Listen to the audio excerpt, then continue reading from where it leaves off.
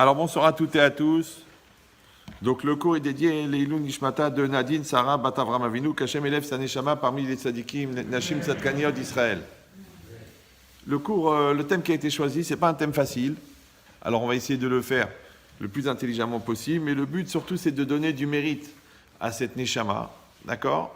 En partie par rapport au cours qui va être donné, et surtout par rapport à ce que vous, ça va éveiller chez vous.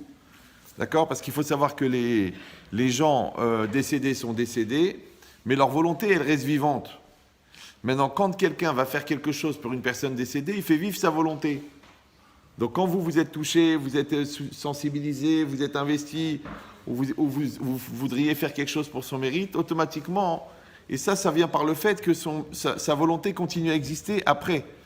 Maintenant, vous allez dire, il y a des gens que oui, il y a des gens que non. Alors, en général, les gens qui ont existé pour eux-mêmes, quand ils décèdent, il n'y a pas de suite. Ouais, mais les gens qui ont existé pour les autres, quand ils décèdent, ils continuent à s'occuper, d'accord, des autres.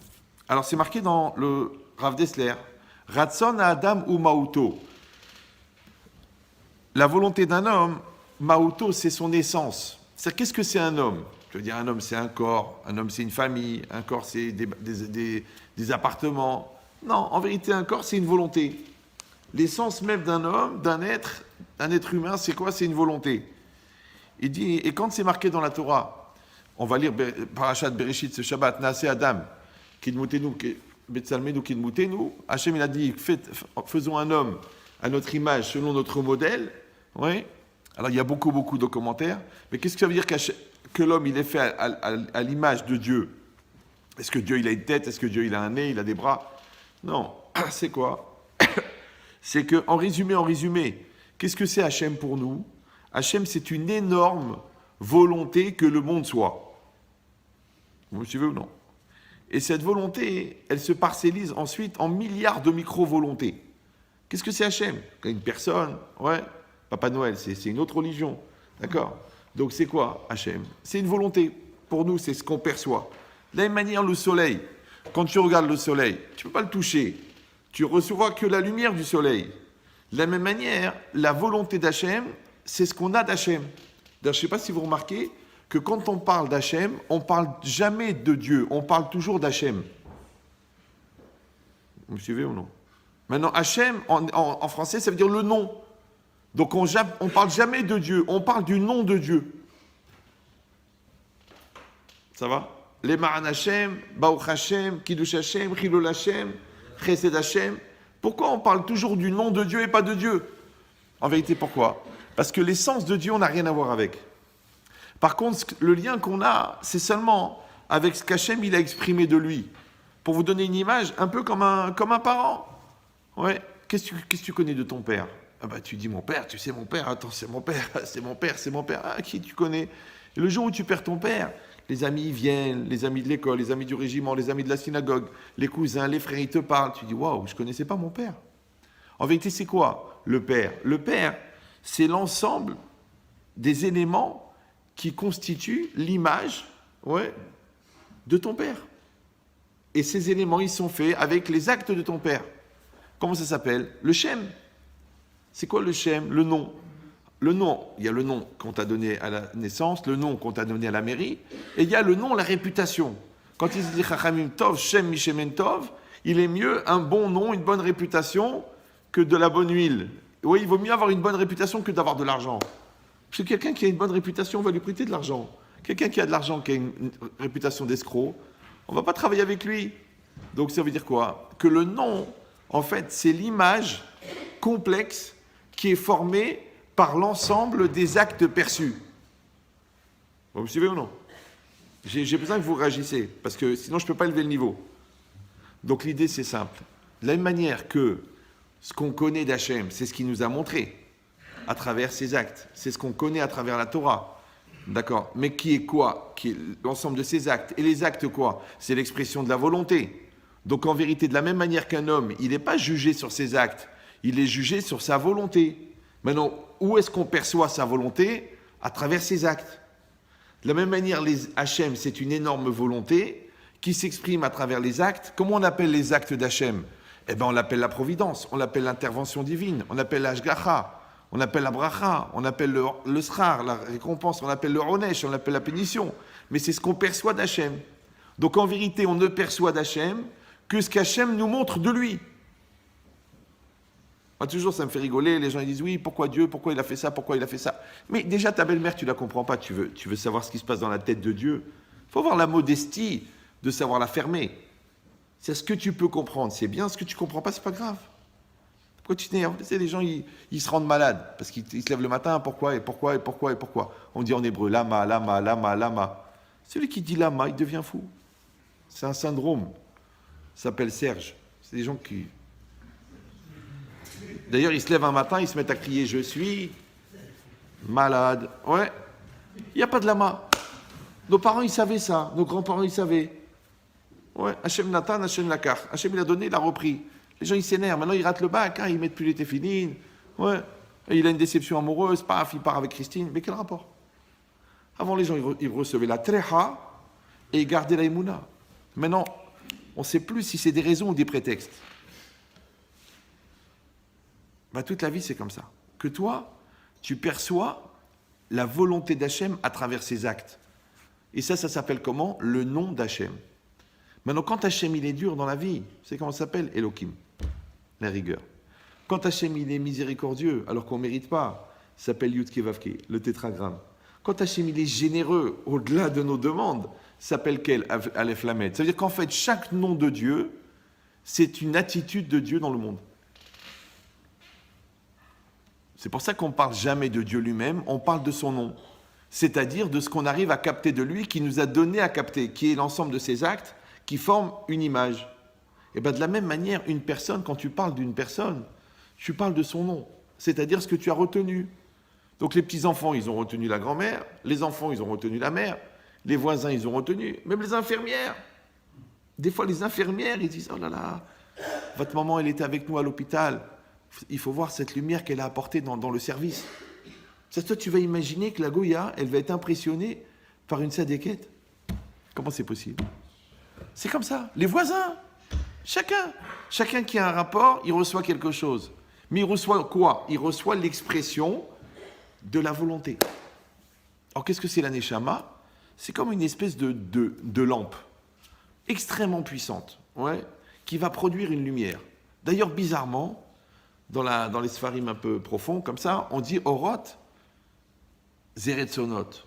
Les lumières, en vérité, c'est quoi? C'est la volonté. La lumière, elle représente la volonté. Alors venez, faites-moi plaisir, parce que vous êtes des gens intelligents. Ouais. Là, vous me voyez ou non? Oui, si vous ne me voyez pas, il faut acheter un chien. Donc vous me voyez, d'accord. Pourquoi vous me voyez? Ben, parce que je suis visible. Non, vous me voyez parce qu'il y a la lumière. Si on était dans le noir complet de chez complet, vous ne me verriez pas. Donc en vérité, ce n'est pas moi que vous voyez. Vous voyez le reflet de la lumière sur moi. Alors qu'est-ce qu'elle fait la lumière? Elle se reflète sur moi. Et bien matière, elle capte la lumière, donc vous voyez la lumière. Après cette lumière, elle repart de mon corps et elle va au fond de votre œil. Et votre œil, il analyse que ça, c'est Ben Chetrit. Je l'ai vu en photo, je l'ai vu sur Internet. Vous avez compris comment ça se passe? Maintenant, venez, on fait un petit effort, parce que vous n'avez pas tous le temps de faire 15 ans d'Yeshiva. Donc, je vous donne un petit raccourci. Imaginez qu'au lieu de dire que la lumière, elle éclaire et elle fait apparaître, t'as qu'à dire qu'imagine que la lumière, elle représente la volonté d'Hachem qui fait exister la matière. Vous me suivez ou non? Non? La lumière d'Hachem, elle représente la volonté de Dieu qui fait exister la matière. Ce qu'on appelle en science la structure énergétique de la matière. Maintenant, on sait que la matière, si elle n'est pas structurée, elle s'éparpille en particules élémentaires. Maintenant, qu'est-ce qui fait qu'une matière, elle reste concentrée ou elle disparaît? Nous, on appelle ça la volonté d'Hachem. D'accord? Einstein, il appelait ça l'énergie. Maintenant, encore une fois, puisque l'homme, il est fait à l'image de Dieu.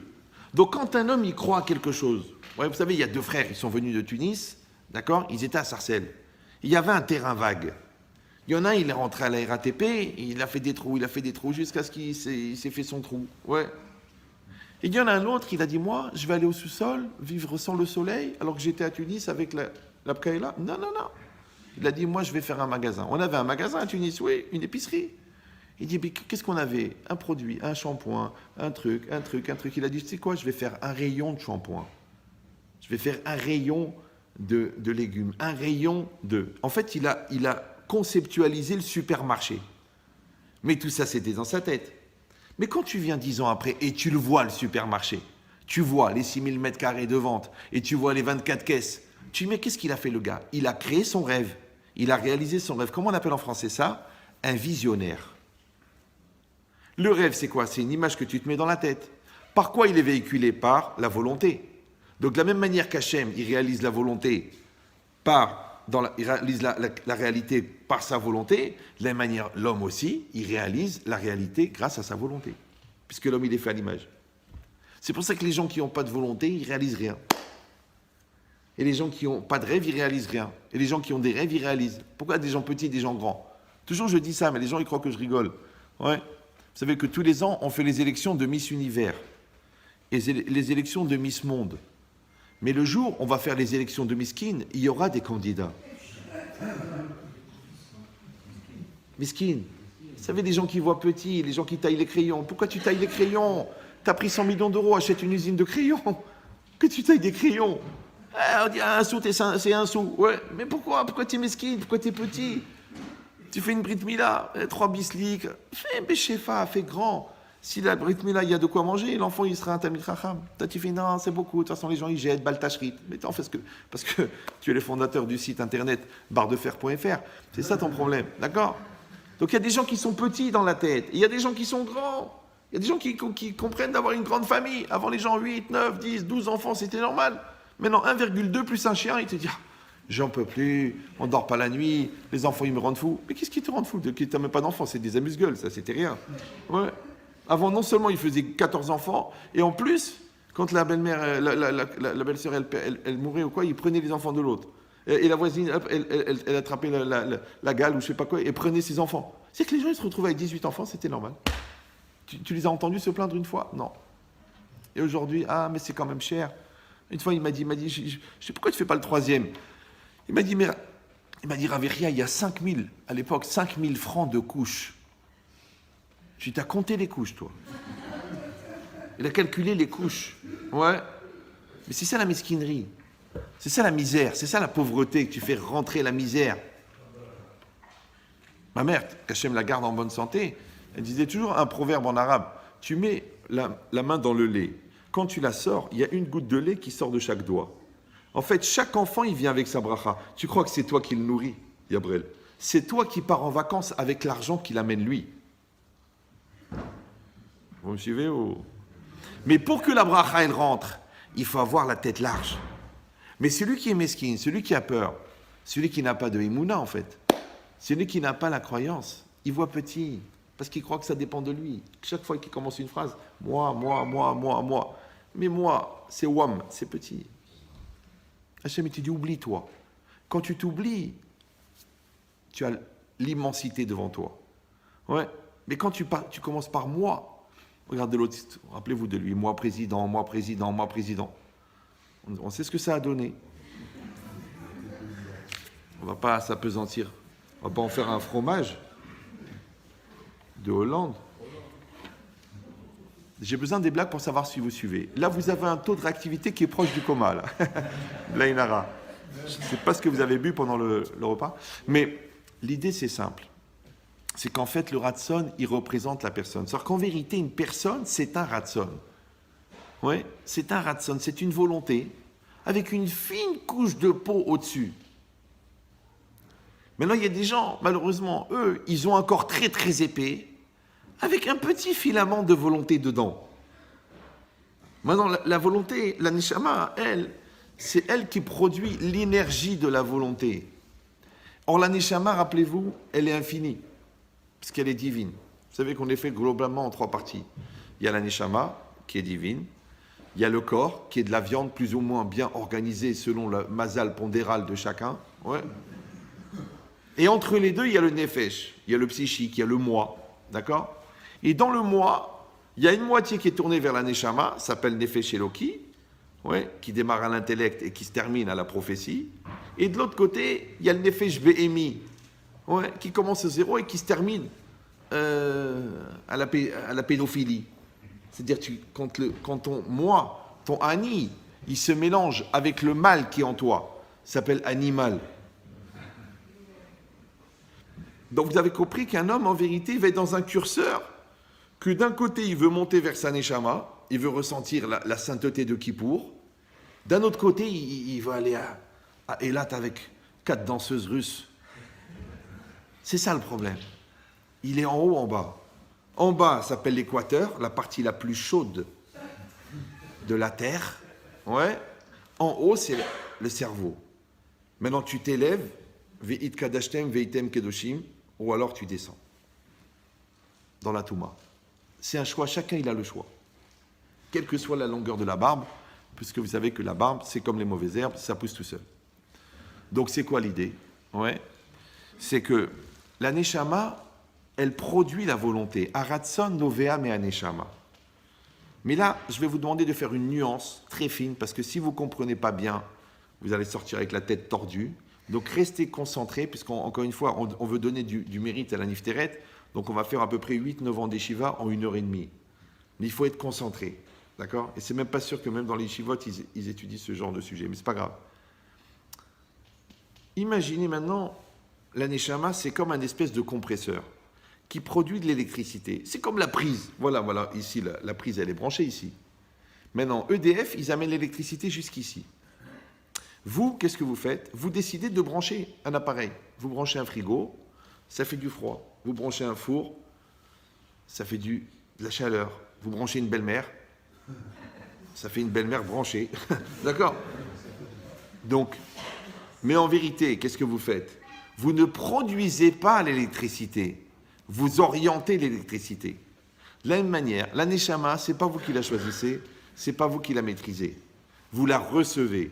Cette Neshama, elle va produire pendant un certain temps qui est déjà calculé au moment de la conception. Vous savez que la date de la mort est fixée au moment de la conception. Parce que les gens disent il est mort jeune, il est mort vieux. Mais tout le monde meurt le jour de sa mort, vous le savez ça quand même. Parce que les gens, à 40 ans, on dit ah, si Dieu veut à 120 ans. Celui-là à 70 ans, on dit à 120 ans. Mais quelqu'un qui a 120 ans, on dit à ce soir. C'est bizarre. Donc c'est quoi l'idée? C'est qu'en fait, la personne, elle va mourir le jour de sa mort. La question, c'est pas est-ce que tu as vécu longtemps ou est-ce que tu as eu une vie courte. C'est qu'est-ce que tu as fait avec cette vie. Quand tu vois ce que le Harizal, il a fait en 30 ans, tu te dis, dommage qu'il n'a pas vécu 60, pourquoi faire? Et l'autre, il a vécu 70 ans, qu'est-ce qu'il a fait? Rien. Il a payé un 2 pièces à joint les pains. Mais à part ça, il a quand même payé un 2 pièces à joint les pains. Mais est-ce qu'il a servi Hachem? Est-ce qu'il a grandi le nom de Dieu? Est-ce qu'il a aidé le Ham Israël? Est-ce qu'il a pris en charge un orphelinat? Est-ce qu'il a marié des orphelins? Non, il a payé un 2 pièces à joint les pains. Voilà, il est mort. Et maintenant, ils sont en train de tous se bagarrer, les frères et sœurs, pour savoir à qui il est. D'accord? Donc la logique, c'est quoi? La logique, c'est que la Neshama, elle produit cette énergie. Et là, ça devient très, très important.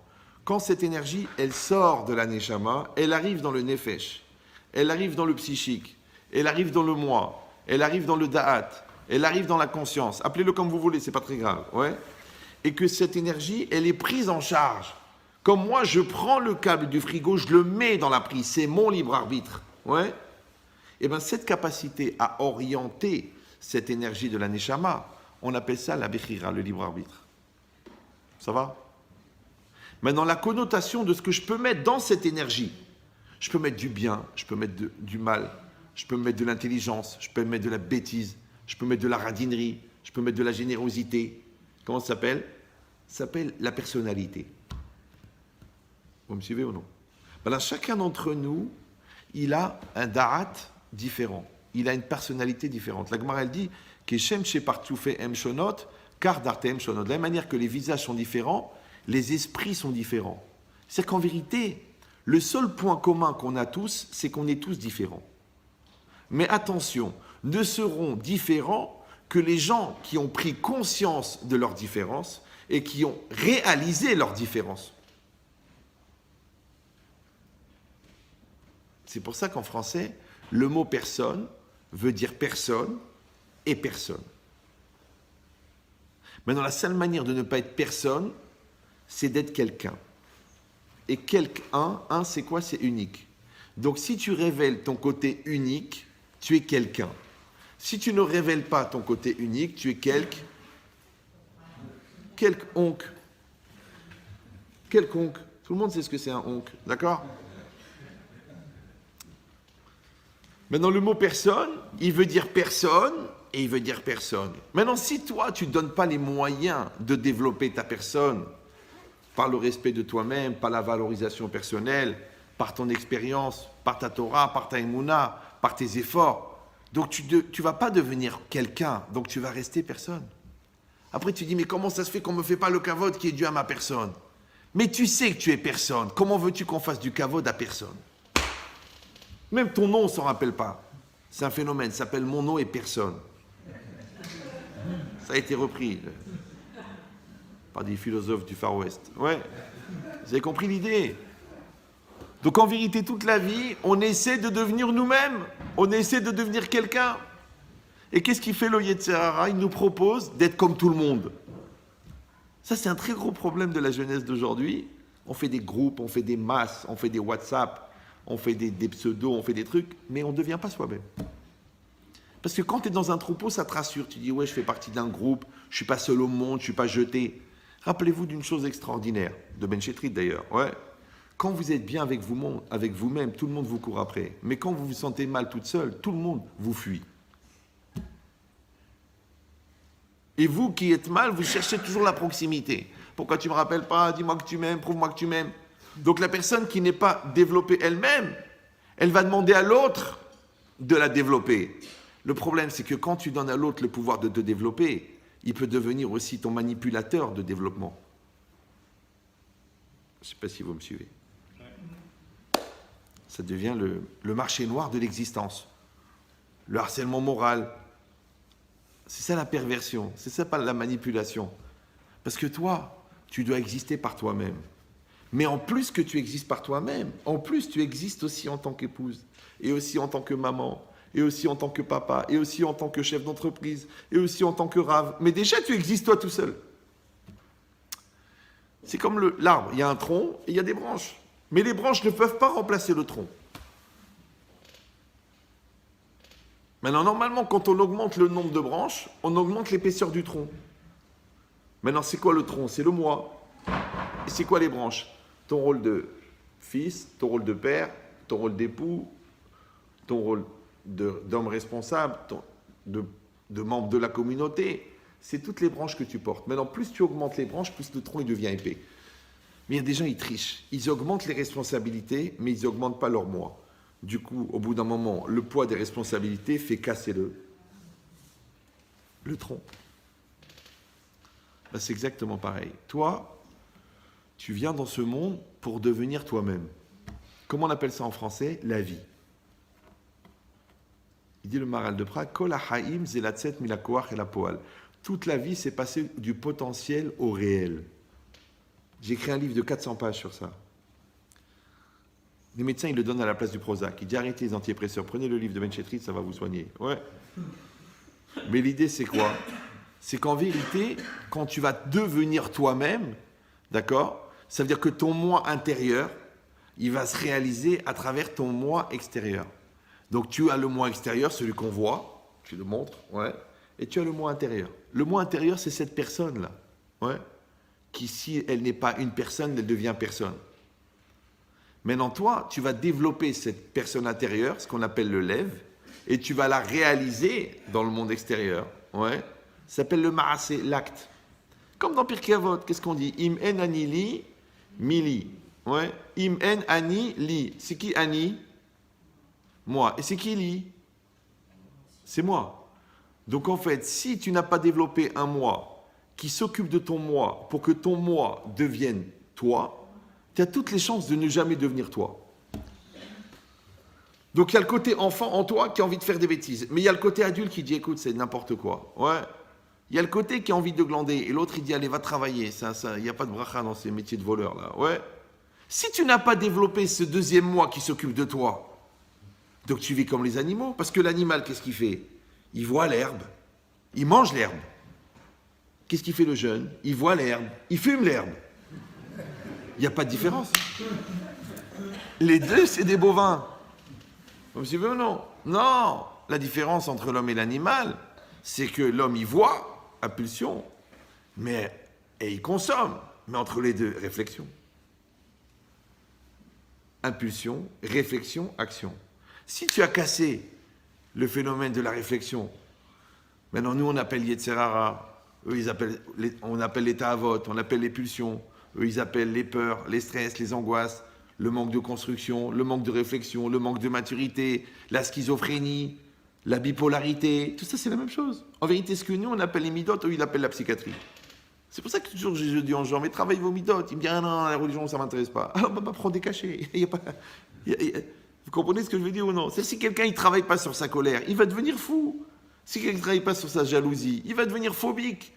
Si quelqu'un il est convaincu que la femme de l'autre c'est la sienne, il va avoir des problèmes, surtout quand l'autre il est tireur d'élite, d'accord? Si quelqu'un il est sûr que la maison de l'autre elle est belle, la sienne elle va devenir moche. Celui qui voit que sa femme elle est grosse, c'est parce qu'il a comparé. Et la Torah elle a dit, ne convoite pas la maison de la femme de ton voisin, la maison de ton voisin. Et qu'est-ce qu'ils disent les goïms? L'amour s'arrête là où la comparaison commence. Donc quand la Torah elle t'a dit ne regarde pas la femme du voisin, tu te rends compte de combien de maladies elle t'a soigné? Quand la Torah elle dit l'otixol, ne vole pas, tu te rends compte de combien de choses elle t'a? Toi tu étais convaincu qu'en volant tu gagnes plus. Après tu t'es rendu compte qu'en volant il n'y a pas de bracha, que ça ne fonctionne pas, ça ne marche pas, tu termines à Fleury ou à la santé. Il n'y a pas de bracha. Pourquoi? Parce que le bon Dieu, ce que tu dois recevoir, il va te l'envoyer. Ce qui n'est pas adapté à toi, ça ne peut pas être une source de bénédiction. Donc ça va t'amener la malédiction. Donc l'argent de l'autre, pour lui c'est une bracha, pour toi c'est une malédiction. Tu dis je l'ai embrouillé, je l'ai fait signer, je l'ai tiré, je l'ai volé, je l'ai ouvert, je l'ai pris, je l'ai... Ok, tu as pris l'argent. Ok, alors viens maintenant on parle. J'ai un fils qui est à moitié fou et l'autre, il est convaincu qu'il doit changer de lessive.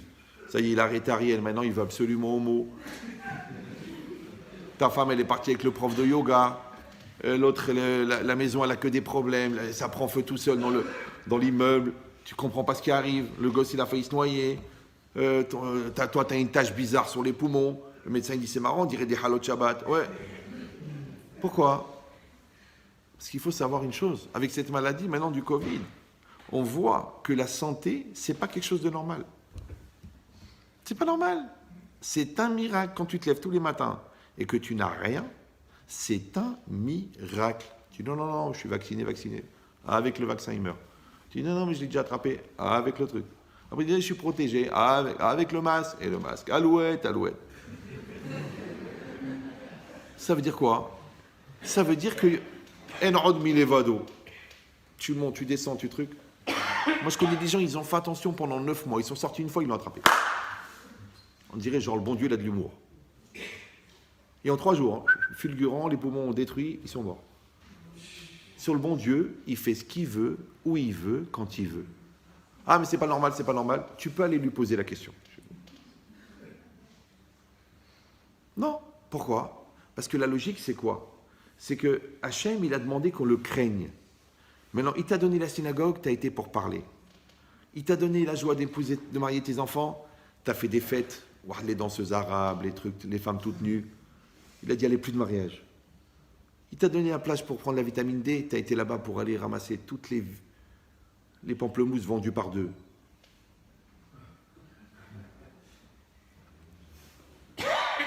Même la yeshiva, il a fermé parce qu'il a vu que tu n'étais pas sérieux. Même le collège, il a vu que tu manges des cacahuètes. Allez, va étudier à la maison. Elle est bizarre cette maladie. Vous me suivez ou non? Parce que tu vois rien. Mais c'est exactement pareil qu'Hachem, tu ne le vois pas. Donc qu'est-ce qui reste? Ou la crainte ou la peur. Donc ceux qui ont la crainte, ils vont prier. Et ceux qui ont la peur, ils vont être traumatisés. Vous savez, j'ai écrit une lettre à Emmanuel Macron. Vous le connaissez? On a le droit de l'écrire, vous savez. Je l'ai écrit, je lui ai dit, écoutez, monsieur le président, quand vous aurez fini de gérer la crise sanitaire et la crise financière, il faudra vous occuper de la crise psychologique, parce que la moitié de la France, elle est sous antidépresseurs. Et c'est normal, pourquoi? Parce que la peur, elle détruit la confiance. Les gens ont peur. Ouais. Maintenant, celui qui a la émouna, il sait que tu meurs le jour de ta mort. Tu prends les précautions, évidemment. Tu fais attention, tu gardes les distances. Ouais. Mais nous, on prenait déjà les distances. Est-ce qu'on embrasse les femmes? Non, c'est normal. Ouais. Parce qu'on va dans les mariages, on fait les fous. Non, c'est normal. Toi, tu dis non, tout ça, c'est allez, on va se lâcher, on va se lâcher, on va se lâcher. Comment c'était le mariage de ton fils? Une soirée d'enfer. C'est une préparation. Qui c'était le Hazad? Rabbi David Guetta. Ouais. Le Hazan de Ibiza, très très connu. Ouais. Donc ça veut dire que tu mets la Touma dans la Kedusha. Tu fais une bar mitzvah, loralenu.com. D'accord? Ils font le beach, pas quoi là, les gens tout nus en maillot de bain. Je crois pas la veille, ils ont sorti le Sefer Torah, le lendemain, ils sont tous nus tous ensemble avec la mousse et fais ça à un autre moment. Tu diras un jour pour la Kedusha, un jour pour la Touma. Tu dis non, on mélange tout. C'est pas possible. On ne peut pas mélanger la sainteté et l'impureté. La seule fois où ça s'est fait, ça s'appelle Saint Touma, d'accord? C'est impossible. Maintenant, quand quelqu'un il comprend. Quand il ne comprend pas, on lui explique mieux. C'est cette histoire. Il y en a, il a dit, David, je t'en prie, tu me réveilles à 5 heures, j'ai un rendez-vous très important. Coûte que coûte, tu me réveilles. Ok. Donc à 5 heures, il lui a dit, lève-toi, David, lève-toi. L'autre, il dort. Bon, alors il l'a poussé, David, lève-toi. Il dort. Il l'a jeté par terre, il dort. Il l'a piétiné, il dort. Il l'a jeté des seaux d'eau, il dort. À la fin, qu'est-ce qu'il a fait? Il a pris 2 fils électriques, il a dénudé des 2 côtés. D'un côté dans la prise, de l'autre côté dans la bouche. Le mec, il a sauté en l'air. Il a dit, mais t'es un malade. T'es un malade, tu m'as mis le courant dans la bouche, mais j'aurais pu mourir. Ouais. Il lui a dit, mais avant de te mettre le courant dans la bouche, je t'ai jeté des seaux d'eau. Avant les seaux d'eau, je t'ai piétiné. Avant de te piétiner, je t'ai jeté par terre. Avant de te jeter par terre, je t'ai appelé. Ouais. Mais toi, tu dormais. On a écouté cette phrase de Ben Chetrit. Si vous avez entendu, il faut des cours à l'époque. Ouais. Il a dit cette phrase, Ben Chetrit, il a dit « La violence du réveil dépend de la profondeur du sommeil. » Je te dis, fais attention à tes enfants, fais attention à tes filles, ils sont en faculté. C'est pas évident là-bas. Il y a Mouloud, il y a Christian. Occupe-toi d'eux, donne-leur des cours, fais-leur des télim, une prière par jour. Non, laisse-moi tranquille. C'est pas grave, c'est rien que dans l'ambiance. Ouais. Vous avez compris les dons? Restez concentrés, c'est ça votre mérite peut-être. Ouais. Vous pouvez enlever la pile. Là. Donc, toi tu dors, mais l'Yetzara il est réveillé. Il faut avoir les yeux ouverts. Si vous avez des enfants, je ne sais pas, vous avez des enfants, oui, non? Vous avez des enfants. Un enfant, écoute-moi bien, dès qu'il est conçu, je ne t'ai même pas dit que dès qu'il est né, dès qu'il est conçu, ta conscience de parent, elle est allumée à 1000%. Tic, tu fais attention. Ouais, quand il est petit, tu fais attention. Il joue à D'Artagnan avec son frère, avec les aiguilles à tricoter, tu fais attention. Mais quand il a 18, 19 ans, tu fais attention. Quand il a 20 ans, quand il a 25 ans, tu fais attention. Tu es vigilant. Oui. Mais dans cette conscience-là, ouais, par rapport à l'enfant, ça s'appelle Hirat Shamaim. Ça s'appelle la crainte du ciel. Parce qu'Hachem, il t'a confié des neshamot. Il pense que tu es un gars valable. Il t'a confié parce que ton modèle, il l'intéresse. Il veut que tu le reproduises. Là, c'est exactement pareil. Si on réfléchit maintenant, à partir du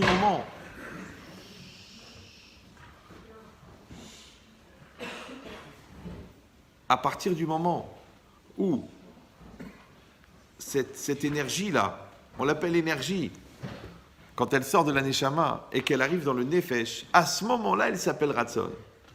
Oui, à ce moment-là, elle s'appelle Ratson. Ça veut dire que la volonté, elle n'existe qu'au moment où la personne, elle en est consciente et elle la maîtrise. Maintenant, si tu perds la maîtrise de ta volonté, si tu n'as pas la conscience de ta volonté, alors la volonté ne t'appartient pas. C'est pour ça qu'il y a des gens qui vont dire, vous savez, j'ai pas vraiment vécu ma vie, j'ai fait ces études parce que mon père il m'a dit que c'était bien, j'ai épousé la fille parce qu'elle m'a fait le coup de la panne, j'habite là-bas parce que j'ai fait ce métier à cause de mes études, j'habite là-bas parce que c'est pratique pour mon métier, on a fait des enfants parce que c'est une maladie cyclique, et le gars à 45 ans, il fait une crise, parce que l'homme il a 2 grandes crises dans sa vie, c'est 2 périodes, 14-18 et 39-45.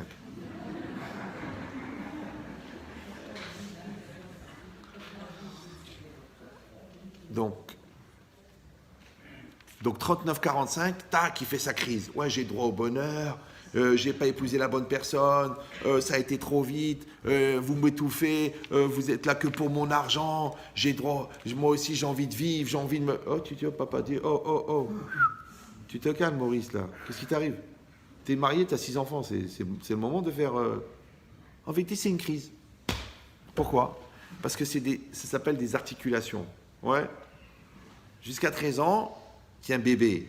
Tu passes, hop, dans la phase adolescent-adulte. Après, 45 ans, tu passes dans la 3e phase. 3e phase, après, c'est la mort. Maintenant, si toi, tu n'as pas assumé déjà la première crise, comment tu vas assumer la 2e? Rappelez-vous cette phrase de Ben Chetrit. Ouais. La psychologie, c'est comme les impôts. Tu peux payer plus tard, mais il y aura des indemnités. Si tu fais ta crise à 17 ans, tu l'as fait, il y a toi, ton Rav, tes amis, tes frères, t'es à Yavne, t'es un truc, t'es chez les Chabad, tu t'excites, ah ouais, je veux un chapeau, je veux un truc, au contraire, je veux un pantalon serré, je veux... Oh, qu'est-ce qui va t'arriver? Mais la même crise, tu l'as fait à 45 ans. Regardez sur l'oralinou.com, c'est bien expliqué là-bas. Ouais.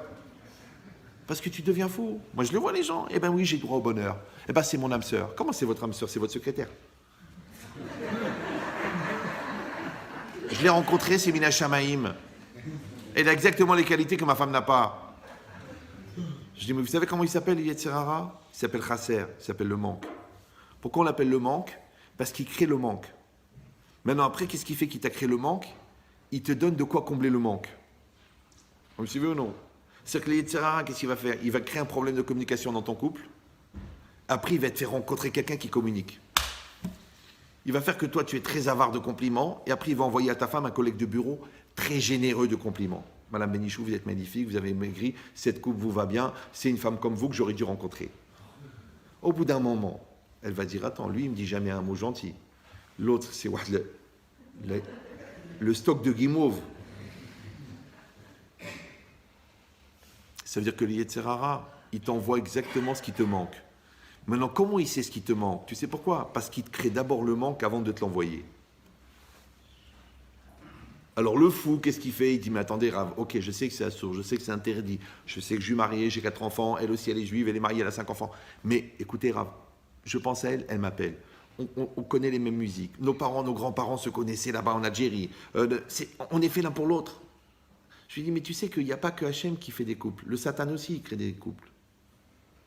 Mais le problème, c'est comment ça se fait que ça s'est organisé maintenant que tu es marié avec 4 enfants. Et là, moi, tu vas dire, eh ben, peut-être que c'est mon âme sœur et ta sœur. Alors, tu sais quoi? Tu la touches pas, elle fait rien, tu fais rien, tu divorces, tu assumes, tu organises l'équilibre mental, financier de ta femme, de tes enfants et tout ça, et après, tu refais ta vie. Non, tu veux vite te barrer, vite, t'es pressé de divorcer, vite, parce que tu veux profiter, parce que t'es un animal fou. Parce que t'as le feu au grenier et t'as la chaudière qui va éclater. Tu sais pourquoi? Parce que t'as 14 ans. T'es un con. Un consommateur. C'est ça ton problème. Mais si tu avais travaillé tes midotes, si tu avais développé ta hirat shamaim, si tu avais mis de la Torah dans ta vie, si tu avais eu du bitachon. C'est quoi le bitachon? C'est quoi le bitachon? La confiance en Dieu. C'est pas d'espérer que Dieu va te donner ce que tu veux. C'est d'accepter que ce qu'il t'a donné, c'est ça qui est pour toi. Vous me suivez ou non? Combien de femmes? Ah, mais chérie, mon mari il est comme ça, mon mari il est comme ça, mon mari il est comme ça. J'en peux plus.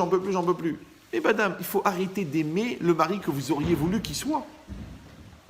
Il faut aimer le mari qu'il est. Ah, me dit alors il n'y a plus d'espoir.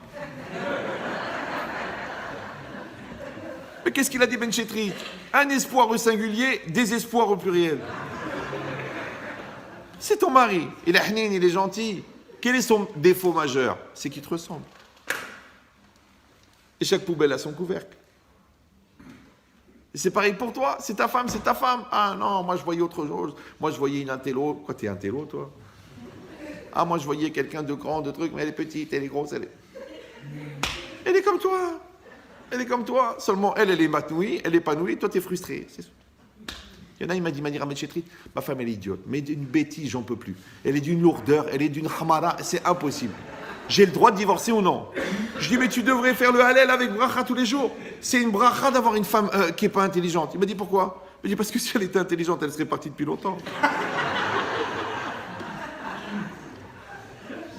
Donc elle est adaptée à toi, et toi, tu es adapté à elle. Le problème, c'est est-ce que vous vous adaptez?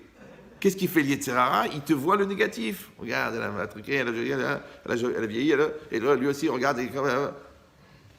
Mais si tu étais un petit peu intelligent, ouais, et tu prends ton assiette, et tu vois que l'assiette, grâce à Dieu, il y a des légumes, il y a de la viande, c'est un beau service, il y a un bon vin devant toi, mange. Tu dis, oui, mais j'aurais pu avoir autre chose. Mais c'est ce que tu as. Même si tu veux ou non. C'est aimer ce qu'on a. Pourquoi? Encore une fois, parce que c'est adapté à toi. Tu voudrais plus, mais tu n'es pas adapté. Tu veux la folle, tu veux la star, tu veux l'avion de chasse. Ouais. Mais tu n'as pas compris que si elle est tellement belle, donc elle n'a pas besoin de faire des efforts sur ses qualités. Donc elle va être belle, mais elle va être phobique, elle va être capricieuse, elle va être jalouse, elle va être dépensière, que tu dis Mché Kapara de la carte bleue. Ouais. Pourquoi? Parce que comme elle n'a pas d'intériorité, donc elle va exister à l'extérieur. Après tu dis, mais j'en peux plus de cette superficialité. Mais c'est ce que tu voulais, non? Tu voulais un poster. Et un poster rigolo, ce qu'on appelle un postérieur.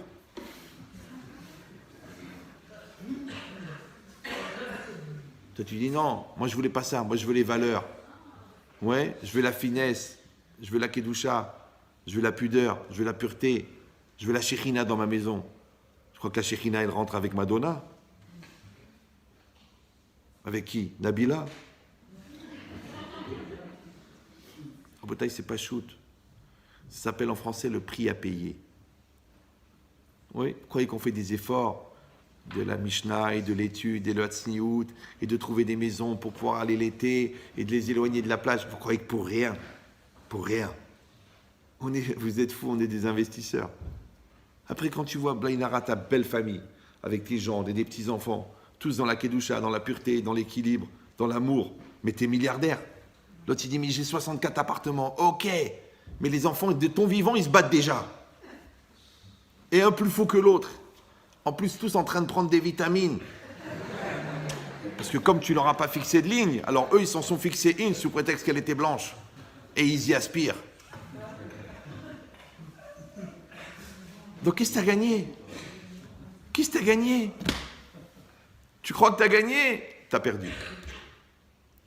La seule manière d'éviter tous ces pièges-là, qui sont des millions, c'est d'avoir une vigilance perpétuelle, jour et nuit. Maintenant, comment nous on appelle cette vigilance? Eux, ils l'appellent la conscience, la maturité. Nous, on appelle la Hirat Shamaim. Tu as la Hirat Shamaim? Ouais. Tu vas aller en vacances, tu réfléchis. Où il faut aller, où il ne faut pas aller. Tu vas manger, tu regardes. On peut manger, on ne peut pas manger. Tu vas côtoyer des gens, tu regardes. Tu veux faire du business avec des gens, ils sont sérieux, ils sont cachers, ils sont propres. Non, tu sais, c'est des gars qui manquent d'air. Alors, au lieu de prendre des appareils pour l'asthme, ils prennent du CO2. Celui-là, il est complexé parce que depuis qu'il est petit, on le traite de nul. Alors, il se prie pour le président. Celui-là, il ne sait pas comment avoir drogue au Guéhinam, où il n'y a que de la chaleur. Alors, il essaie de trouver des endroits pour attraper de la chaleur. Ça s'appelle des pompes à chaleur. Mais non, si tu les installes et que tu les vends le prix normal, bracha. Mais quand tu les vends 19 fois le prix, tu installes une serrure, le mec il est tout nu sur le palier. Une serrure à 20 euros, tu lui vends 3 000, 4 000, tu payes en cash en plus. Et toi, tu es fier de toi. Après, tu rentres à la maison et tu rigoles avec tes copains Shabbat. Ouais, je l'ai ouvert, je lui ai pris 10 000, je lui ai pris 12 000, je lui ai pris 20 000. Mais rabotaille, je ne veux pas vous faire peur. Vous êtes comme mes enfants, je vous aime tous. Mais s'il y a 10 000 personnes qui prient tous les jours pour que tu meurs, parce que tu les as embrouillés, tu crois que tu vas attraper un rhume, au moins une leucémie, un truc sérieux, quoi. Bon, tu dis, Hazve Shalom, Simsileno, Lorleno, tout. Mais Yabrel, moi je le dis, toi tu le fais, qui c'est qui est en danger? Ils sont bizarres les gens. Ouais. Nous, nos parents, pour pas transgresser Shabbat, ils gagnent le SMIC. Toi, tu prends le SMIC toutes les 10 minutes. Mais réfléchis, c'est pas normal. Tu veux une belle maison, il n'y a pas de problème. Tu veux acheter des belles tenues à ta femme, tu lui achètes la chopard, il n'y a pas de problème. Tu travailles, tu gagnes, tu payes, c'est normal. Tu voles et tu payes. Mais T'as pas compris, l'argent, il est pourri. Il contient le virus, de la khara dedans. Il va te pourrir ta vie. Les chassidim, ils disent que les enfants, ils font des avérotes parce qu'on leur donne à manger avec de l'argent qui n'est pas cachère. Donc à quoi ça te sert? Comprenez ou non? Tu vas leur commander je me rappelle, à Miami, il y avait quelqu'un qui commandait de Contini tous les vendredis. En avion privé, il recevait des... Vous avez compris ou non? Il prenait les pâtisseries de Contini à Miami.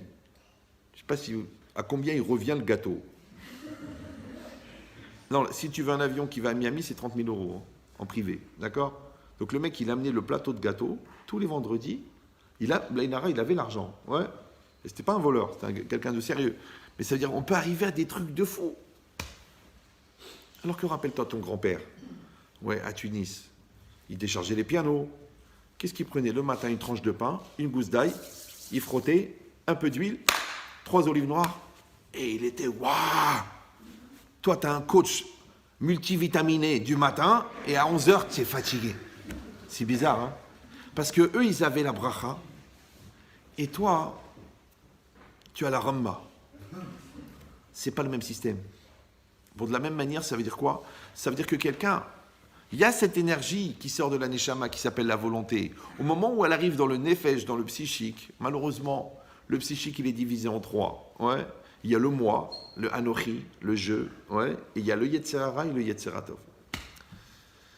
Maintenant, le problème, c'est que le moi, si tu ne le développes pas, il ne se développe pas. Mais le vide n'existe pas. D'accord? Donc, si vous ne mettez pas votre moi à l'intérieur de votre moi, le yetzer hara, il prend la place. C'est comme ça. Et après, vous allez arriver à dire, je n'étais pas moi-même. C'était plus fort que moi. J'ai été pris par ma colère. J'ai été poussé par les événements. J'ai été influencé par les autres. J'ai été entouré de gens tordus. On ne m'a pas donné ma chance. Mais tous ces langages d'absentéisme qui expriment le vide de qui? Le vide de toi. Parce qu'il y avait un gars dedans pour dire stop. Il y avait un gars dedans normalement pour dire ça se fait pas. Il y avait un gars. Moi, les gens me disent, vous savez, mais comment tu as pu frapper ta femme? Oui, mais vous savez, elle me pousse à bout. Je dis, mais attends, mais le gars à l'intérieur de toi, quand il a levé la main, il n'a pas vu une femme qui lui a donné 6 enfants, des parents, des grands-parents, des beaux-parents. Il n'a pas vu tout ça? Ah non, elle m'a énervé, je l'ai frappé. T'as un problème? Mais c'est quoi le problème? Je suis nerveux? Non, t'es pas marié. Vous me suivez ou là?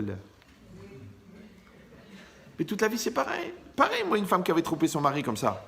J'ai commencé à lui dire, vous savez, c'est interdit. Nana. Elle m'a dit, oh, commencez pas avec la religion. Vous voulez me faire un lavage de cerveau, un bourrage de crâne. Je dis, écoutez, madame, j'ai vu qu'elle n'avait pas l'esprit. Je dis, madame, entre la première fois où vous avez vu ce monsieur et la première fois où vous avez couché avec lui, c'est passé combien de temps? Elle m'a dit 3 jours. Ah, je dis, c'est dommage. Elle me dit, pourquoi? Je lui ai dit, vous auriez pu en faire un métier.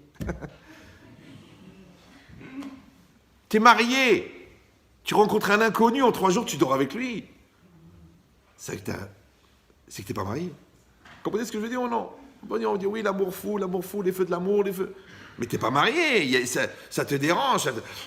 Tu dis Chas Shalom, même si t'es pas religieux, mais tu peux pas. Et toi, t'es tranquille, détente, comme de rien. C'est que t'es pas marié. Et bien, quand tu t'es marié avec ta femme, tu peux pas toucher quelqu'un d'autre. Quand tu t'es marié avec ton mari, tu peux pas toucher quelqu'un d'autre. Ben, quand tu t'es marié avec Hachem, tu peux pas faire autre chose. Moi, je vois des gens me dire, ah, mais Chétrine, j'étais Shomer Shabbat, mais j'ai perdu mon père, ça m'a mis un choc, j'étais en rébellion contre Dieu, j'ai arrêté d'être Shomer Shabbat. Qu'est-ce que vous en pensez? Je lui dis, n'ayez pas peur, n'ayez pas honte. Il me dit, ah bon, c'est pas grave? Non, c'est pas grave. Je dis, pourquoi? Je dis, parce que vous n'étiez jamais Shomer Shabbat. Ben non. Parce que quand tu es Shomer Shabbat, tu es Shomer Shabbat. Quand tu manges cachère, tu manges cachère. Mais si tu manges cachère jusqu'à une tentation, si tu es fidèle selon opportunité, si tu es honnête, jusqu'à 400 000 euros. Donc, tu es un voleur, en fait. Tu es un voleur qui n'a pas rencontré l'opportunité. C'est au moment où il y aura l'opportunité que le gars, il va te dire, allez, tu es dans le transport, il y a 400 kilos. Tu les emmènes à Marseille, en une seule fois, je te donne 400 000. Qu'est-ce que c'est? Du sucre en poudre. Ah bon? Conditionné en sachet de 1 gramme. Oh là! Mais c'est one shot, tu le fais une fois. Hein. C'est juste un essai. Mais si tu as le béguin, on recommence.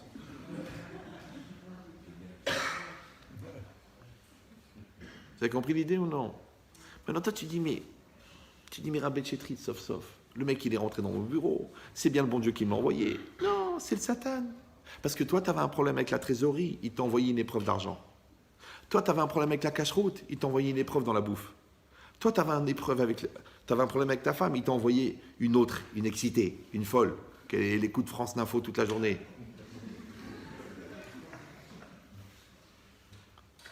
Mais c'est toi qui l'as attiré. Parce que le vide attire le vide. Maintenant, si toi, tu es plein, si toi, tu es entier, si toi, tu es clair, si toi, tu es fort, si toi, tu es équilibré, comment il va rentrer? Rappelez-vous cette phrase de Ben Chetrit. Le degré de pénétration des agressions extérieures dépend du vide intérieur. Vous avez compris ou non? Les gens disent, oui, j'ai une épreuve, c'est difficile, c'est pas ce qui m'est arrivé. Non, écoute ce que je te dis. Le degré de pénétration des agressions extérieures, il y aura toujours des agressions, il y aura toujours des épreuves, il y aura toujours des difficultés. Ouais. Le problème, c'est pas est-ce qu'avec ton mari, ça va pas être facile. Bien sûr que ça va pas être facile. La question, c'est est-ce qu'entre-temps, vous vous êtes construit? Si vous vous êtes construit, même quand c'est pas facile, vous êtes bien. Si toi et ton fils, vous êtes comme ça, comment il va rentrer la drogue? Il n'y a pas de place puisque vous êtes comme ça. Mais si vous êtes comme ça, parce que tu n'as pas le temps, parce que tu n'as pas la tête, parce que c'est pas ton truc, parce que ça te saoule, parce que c'est un gamin, parce que c'est un minot, attention, parce que toi, tu n'as pas le temps de lui parler. Mais le dealer, il a le temps. C'est ce qu'elle a dit la Torah. Dealer, la vérité, ou le dealer la dira. Va lui parler. Ça me saoule. Enfin, j'ai l'air de quoi avec un gamin de 14 ans ou de 15 ans? Va lui parler. Je te dis, prends-lui la main, emmène-le à la synagogue. Emmène-le.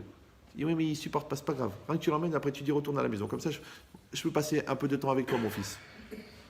Comme ça, quand l'autre fou, il va venir, il va avoir l'image de son père, il dira, je ne peux pas faire ça. Mon père, il a confiance en moi. Mais si son père, il ne lui parle jamais, et l'autre qui lui parle, qui va écouter?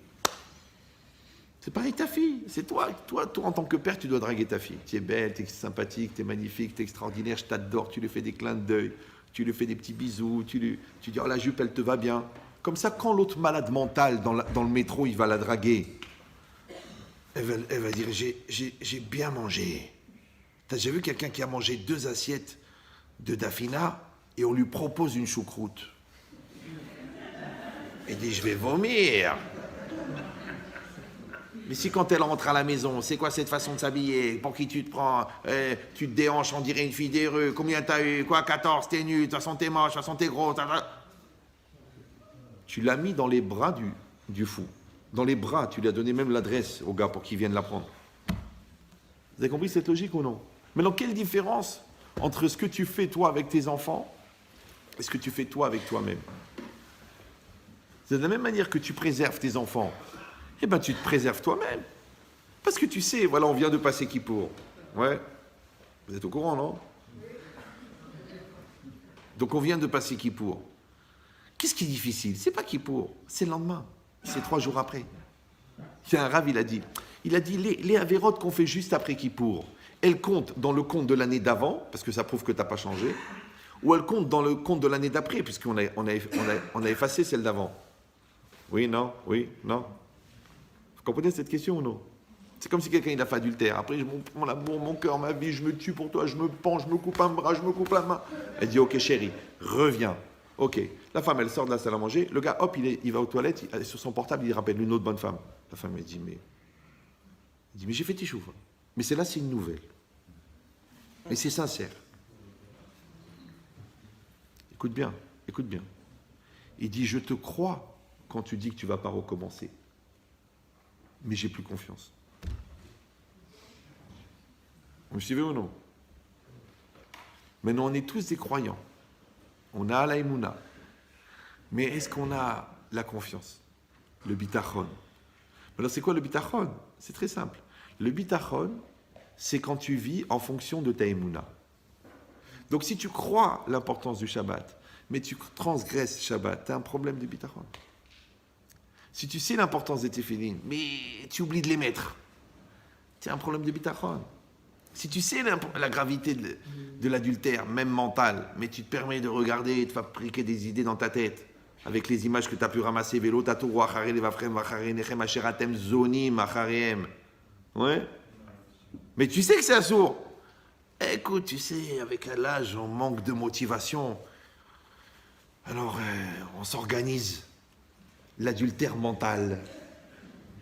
Tu connais celui-là? L'adultère mental. Ouais.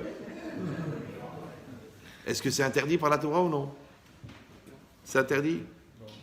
Hein? C'est pas interdit? Allez à l'Yeshiva un petit peu. C'est marqué Vélo, Tatoro, Acharé, Levavchem, Vacharé, Nechem.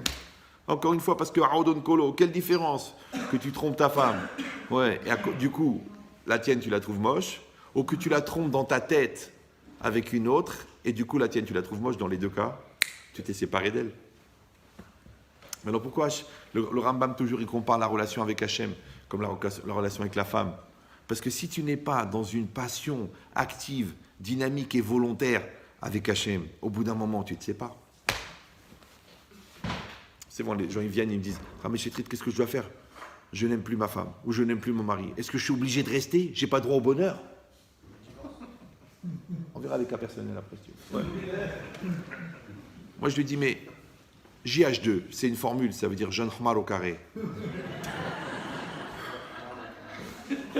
Tu viens, tu dis « J'aime plus. » Mais avant d'arrêter d'aimer, tu avais arrêté d'admirer. Il m'a dit « Rav, comment je vais l'admirer? Elle a pris 74 kilos. » Regardez mon mari, oui, il est devant la télé, en train de faire un truc. Où je vais l'admirer. Je dis, mais avant l'admirer, vous avez arrêté de le respecter. C'est vrai. Le gros, le lourd, le thune, la folle, la marocaine, la... Raboutaï, c'est pas shoot, c'est une mécanique. Écoute bien. Quand tu respectes quelqu'un, le respect, c'est le droit d'exister. Donc quand tu respectes quelqu'un, la personne, elle existe. Comme elle existe, elle te montre le meilleur d'elle-même, puisque tu lui donnes le droit d'exister. Quand tu vois le meilleur d'elle-même, qu'est-ce que tu fais? Tu l'admires. D'accord? Quand tu l'admires, tu veux t'identifier. Identifier, c'est quoi? C'est faire un. Un, c'est Echad. Echad et Ava, c'est la même gematria. Donc tu vas aimer. Donc le cycle, c'est respecte, admire, aime. Toi, qu'est-ce que tu fais? T'arrêtes de respecter, t'arrêtes d'admirer, t'arrêtes d'aimer. Mais dans tout, c'est pareil. Le jour où tu ne respectes pas ton travail, parce que tu voles toute la journée, du coup, tu admires plus ce que tu fais. Donc tu te sens mal, tu te sens naze. Du coup, tu n'aimes plus ce que tu fais. Donc, tu es obligé de fumer des joints toute la journée puisque tu mens toute la journée. Donc, tout c'est pareil. Si tes enfants, tu t'en occupes pas, eh ben, au bout d'un moment, tu les trouves brillants et tu les trouves saoulants et tu les trouves, il y en a marre. Allez, tu les fous dans une école jetée là-bas. Pourquoi? Parce qu'ils te prennent la tête. Parce que tu es tellement égoïste qu'ils te prennent de la place. Mais si toi, tu les respectes, ils vont te donner des fruits. Quand tu vois les fruits, tu dis, waouh, ça valait la peine de faire des enfants comme ça. Donc tu vas les admirer. Comme tu vas les admirer, hop, tu vas t'identifier à eux parce que tu vas reconnaître le bien qui est en eux, il vient de toi. Donc tu vas les aimer. Donc c'est pareil la Torah. La Torah, tu la respectes. Grâce à ça, tu l'admires. Grâce à ça, tu l'aimes. Donc toute la vie, c'est un process. Mais qu'est-ce qui fait l'Yetzar? Il te rend lourd.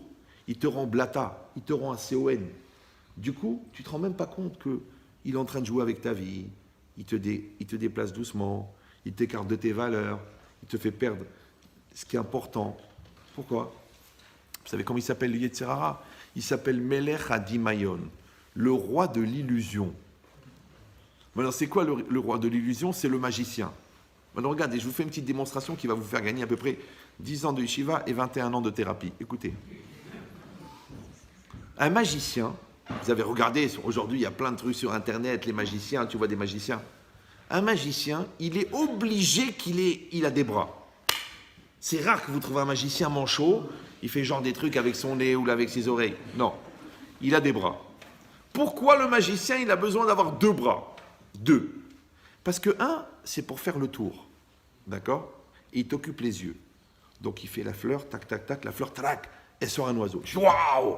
Les 2, ils cachent. Mais l'important, c'est la deuxième main. C'est qui cache. Ouais. Les cours privés, c'est 12 000 €. Je ne connais pas vos facilités de paiement. Ouais. Vous avez compris ou non? La deuxième main, regardez toujours la deuxième main. Mais non, celle-là, elle est ici. Tu ne sais pas pourquoi. Elle est ici. Tu ne sais pas. Elle est ici. En vérité, pendant qu'il est en train de sortir la fleur, il est en train de rattraper le pigeon qu'il a là. Ouais. Quand il fait comme ça, trac, il te la fait au ralenti, trac. Donc, il te sort le pigeon. Tu te dis, wow, il a fait sortir un pigeon de la fleur. Mais non, le pigeon, il a sorti de là. Donc la vraie question, c'est qui c'est le pigeon? Ouais. Et bien exactement pareil. Regarde bien dans ton couple. Écoutez bien ce que je vais vous dire, ça vous allez gagner au moins 2 divorces. Écoutez bien. Et reste concentré, toi, en un seul mot. D'accord? Écoutez bien. Le Yetzirah dans le couple, tu sais ce qu'il fait? Il t'occupe les yeux avec des bêtises. Genre, elle a raté la dafina, elle n'a pas dit Shabbat Shalom à ta mère, lui, il a oublié ton anniversaire, et vous vous prenez la tête pour des bêtises. Mais pendant ce temps-là, que elle supporte, et toi tu supportes, et elle supporte, et toi tu supportes, la deuxième main du Yetzirah, il vide le réservoir d'amour. Il vide le réservoir d'espoir. Il vide le réservoir de confiance. Et le jour où tu te réveilles, tu dis, écoute chérie, j'ai vu un cours de Ben Chetrit, il faut qu'on mette la communication, il faut qu'on travaille. Elle dit, mais chérie, mais j'y crois plus. C'est un très grand auteur marocain qui s'appelait Boral Sarah, si vous l'avez connu. Ouais. Qui est repris en Tunisie par Khaled Al-Denia. D'accord? Mais c'est ça l'idée. Ça veut dire qu'il faut toujours regarder ce qui se passe en arrière. Ne regarde pas ce que, comme les enfants, ne regarde pas seulement ce qu'ils voient. Ouais. Ne regarde pas ce que tu leur montres. Regarde ce qu'ils voient. Ils te voient en train de traîner sur le canapé. Ils voient la glande. Tu te mets toute la journée. Ils te voient mal parler à ta mère, à leur mère ou à leur père. Ils le voient. Ils croient que c'est normal. C'est ça ce qu'ils voient. Toi, tu dis non, mais je ne suis pas toujours en colère. Oui, mais eux, ils ont toujours peur. Donc, qu'est-ce qu'on est en train de dire? On est en train de dire qu'au moment où cette énergie de la Neshama, elle arrive dans le Nefesh, si le moi, il n'est pas assez fort, eh ben c'est automatiquement le Yetzirah qui va attraper cette énergie, il va faire ce qu'il veut avec. Ça s'appelle la dérive du flux existentiel. Ouais. Et dans la Torah, ça s'appelle le Yetzirah. C'est facile à comprendre. Ouais. C'est pour ça que les Chachamim, ils ont dit Ezeu Gibor, Akovesh et Yitzro. Ouais. Qui est le Gibor, l'homme fort? Akovesh et Yitzro, celui qui maîtrise son Yetzirah. J'ai jamais compris. Pourquoi ils n'ont pas dit Ezeu Tzadik? Qui c'est le tzaddik, celui qui maîtrise le Yetzirah? Ezeu Chacham, qui est le sage, celui qui maîtrise le Yetzirah. Ezeu Gadol, le grand, celui qui maîtrise. Pourquoi ils ont dit Ezeu Gibor, qui est l'homme fort? L'homme fort, c'est quoi? C'est le gars qui soulève 374 kilos. Ça, c'est un homme fort. C'est le gars qu'avec un sabre, il te tue 74 personnes. Ça, c'est un homme fort. Mais en quoi le fort, c'est celui qui maîtrise son Yetzirah? Ezeu Gibor. Rabotai, c'est pas shoot. Gibor, ça vient de Gever. C'est quoi Gever? Un homme. Ouais. Maintenant, Imata Gibor, à Yetzirara ou Yeled. Si toi tu es un homme, ton Yetzirara c'est un enfant. Aval Imata Yeled, si toi tu es un enfant, ton Yetzirara il est Gibor. C'est que la vie elle est dure pour les gens nuls. La vie elle est facile pour les gens forts. Maintenant, toi, tu ne sais pas ce qu'elle va être ta vie. Alors, sois fort. C'est comme tu fais de la musculation. Tu fais de la musculation. Tu fais que Krav Maga. Tu fais du taekwondo. Tu fais du truc. Jamais tu vas te battre dans ta vie. Jamais. Toi, tu dis, mais attends, mais moi, si j'avais 19 dates de taekwondo, mais j'irais tuer toute la racaille. Ces gars-là, ils se battent jamais. Moi, j'en ai connu. Hein. Ils ne se battent jamais. Tu sais pourquoi? Premièrement, parce que quand le voyou, il voit le gars, eux, ils sont 6 ou 7 avec des couteaux, et le mec, il enlève doucement son blouson. Il dit, Behavod. Donc il dit, ou il est fou, ou il va nous tous nous tuer. D'accord? Premièrement. Deuxièmement, il dégage tellement une énergie d'assurance qu'il n'a pas besoin de se battre pour se prouver qu'il est fort, puisqu'il sait qu'il est fort. Vous savez ou non? Pourquoi les riches, par exemple, ils ne dépensent pas beaucoup? C'est vrai. Eux, ils achètent des Weston une fois. 20 ans, ils les gardent. Ils achètent le tailleur Chanel, 14 ans. Ouais. Et toi, tu passes ta vie chez Ziman. Pourquoi? Pourquoi? Tu sais pourquoi? Parce que le pauvre, c'est-à-dire nous, on a perpétuellement besoin de se rassurer sur notre capacité d'acheter. Ça s'appelle le pouvoir d'achat. Mais lui, il sait qu'il a 7 millions d'euros dans son compte courant. Il n'a pas besoin d'acheter pour se prouver qu'il est capable.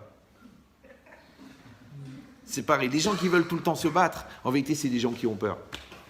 Parce que les gens qui savent se battre, ils ne vont pas se battre. Pourquoi je vais me battre? Pourquoi? Pour prouver quoi?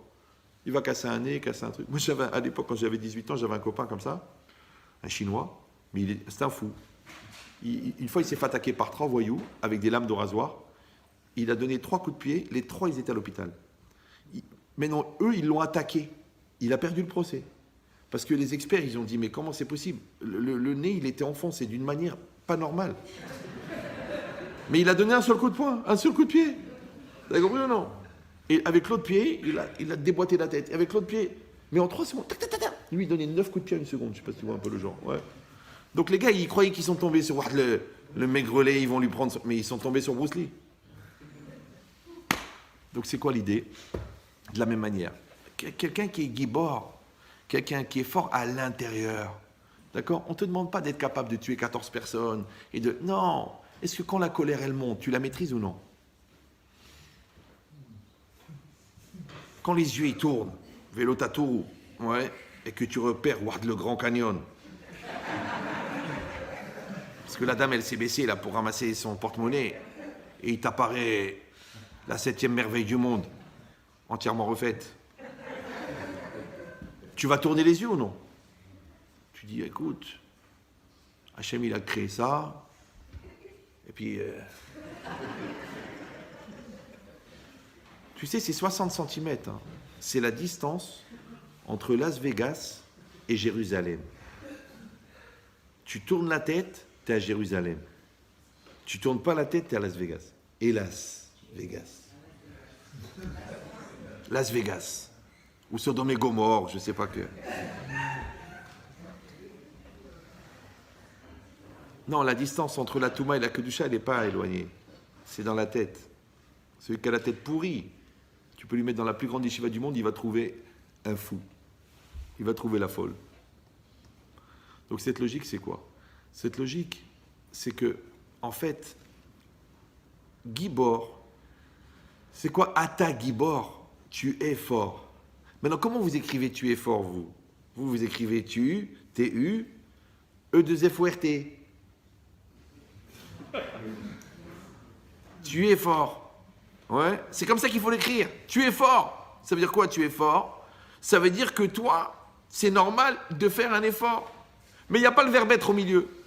Parce que quand tu mets le verbe être et tu écris tu, T-U, et E-S, donc un process existentiel fort, l'état que tu veux atteindre, tu peux te perdre au milieu. Mais si tu dis, moi je fais ce que j'ai à faire. C'est comme si ton père il dit, mon fils, j'ai besoin de toi. Tu ne commences pas à dire, j'ai mal au dos. C'est ton père, tu te lèves. Hachem, il t'appelle, Inéni. Ta femme, elle t'a donné 6 enfants. Elle te dit, j'ai laissé les courses dans la voiture. Tu vas pas inventer que tu as un truc à régler au téléphone. Paresseux. Tu descends et tu prends les sacs. Ah, tu dis, je suis un cheval, je suis un chameau, je suis là à porter des paquets. Essaye d'accoucher une fois. Un accouchement, un petit. Même un petit truc comme ça. Vous savez, un homme, il se tord le doigt. Ah, je vais mourir, je vais mourir. Tu sais ce que c'est l'accouchement? Au niveau douleur, c'est incalculable. C'est de la folie complète. Donc elle n'a pas accouché une fois, elle a accouché 8 fois. Elle te dit, chérie, j'ai laissé les sacs, j'en peux plus, ils sont trop lourds, je les ai laissés dans la voiture. Et toi, tu fais genre, ah, excuse-moi, je dois partir. Genre, meurs. Non, tu dis, merci, mon amour, de me donner l'opportunité de te rendre 1/1000 des efforts que tu as fournis pour moi. Réveillez-vous, ça va venir. D'accord? Vous avez compris l'idée ou non? Et c'est pareil, quand ton mari rentre le soir, il te dit, je t'en prie, fais-moi la salade de ma mère. Ne dis pas, étouffe-toi avec cette salade. Il est parti à 7h du matin, il rentre à 8h du soir, il a traité 44 dossiers, il a eu un impayé d'1,5 million d'euros, il est fatigué, il te paye des vacances, 1 mois et demi à jouer les pains quand même, dans une villa. Il t'a payé le petit cabriolet, Mercedes, t'as la carte noire, Infinity. Donc s'il te dit fais-moi la salade, fais-lui sa salade. Il dit non, c'est la salade de ta mère. Elle lui donne des aigreurs puisque c'est ta mère. Donc toi, tu lui fais plaisir à elle. Elle te fait plaisir à toi. Mais c'est ça le plus grand plaisir de la vie. C'est exactement pareil. Hachem il t'a dit, mais elle était finie. Fais-lui plaisir. Ah, commence pas à dire, oh non, c'est contraignant, j'aime pas les contraintes, moi, faut pas m'obliger. Alors, quand on te dit rien, tu les mets pas. Quand on dit de les mettre, tu dis, faut pas m'obliger. Donc, tu les mettras jamais, toi. Et là, il m'a dit, je veux pas les mettre, j'ai peur de m'étrangler. Je me dis, c'est pas ici qu'il faut les mettre.